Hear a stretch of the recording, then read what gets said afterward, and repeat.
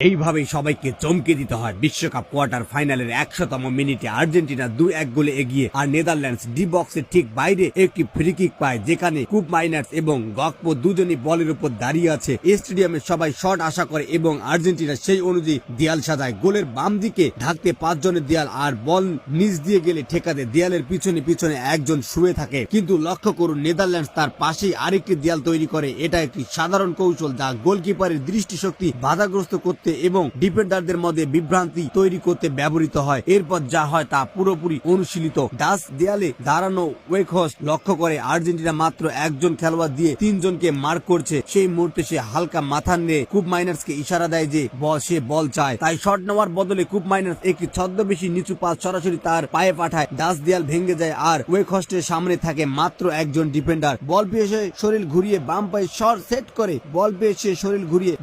Set করে একই সাথে ডিফেন্ডারকে শরীর দিয়ে আড়াল করে রাখে। আর্জেন্টিনা হতবাক হয়ে যায় আর মার্টিনেজ প্রতিক্রিয়া জানানোর আগেই ওয়েকহর্স্ট সহজে বলটাকে কোনায় পাঠিয়ে দেয়।